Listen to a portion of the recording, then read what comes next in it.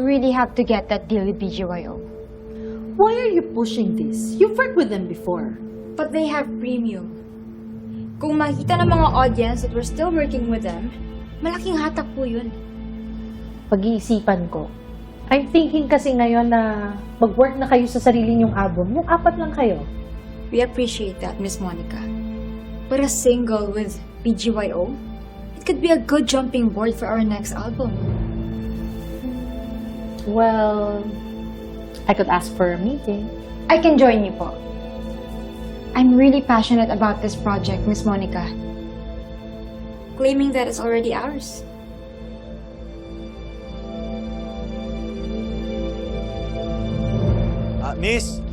Miss, private property po ito. Paano kayo nakapasok dito?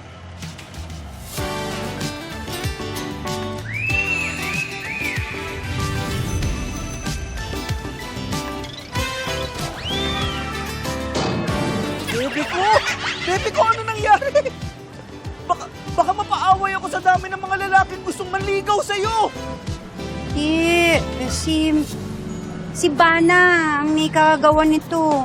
Sabi niya, kailangan daw to para dun sa tinatawag na rebranding ni Jenny. Sabi ko nga, hindi naman na eh. Tapos, pinaintindi niya sa akin, pinaintindi niya nga sa akin na kailangan daw yun kasi para makatulong sa kung paanong tingnan ng mga tao si Jenny. Bebe ko, lahat talaga, no, gagawin mo para kay Jenny. Sa lahat ng mga ginawa mo para kay Jenny, yan ang pinakagusto ko. Bebe ko. Nakasiwa nga ako eh, pero ayos lang, di ba? Ayos na ayos! Nanay naman, oh.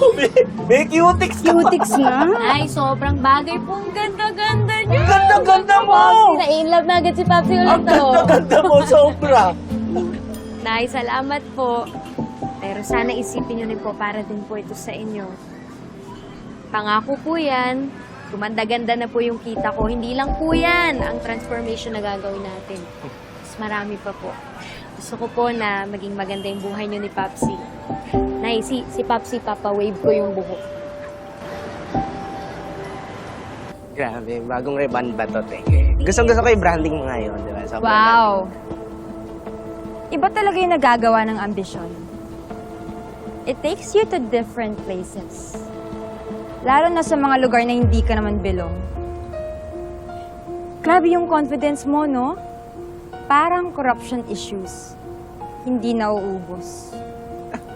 At saka, Megan, saan ka ba nagkakasya ng kakapalan mo na mukha, ha? Ha? In-invite kami ni Jenny dito, no? Hayaan mo na. Te? Wow. Pacifist ka na? Takot ka na bang mabash ulit? You know, wala nang may gusto sa'yo. So, just a tip, umalis ka na.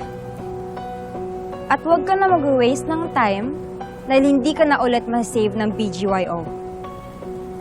Kaya alis. Ayaw mo umalis? Pas.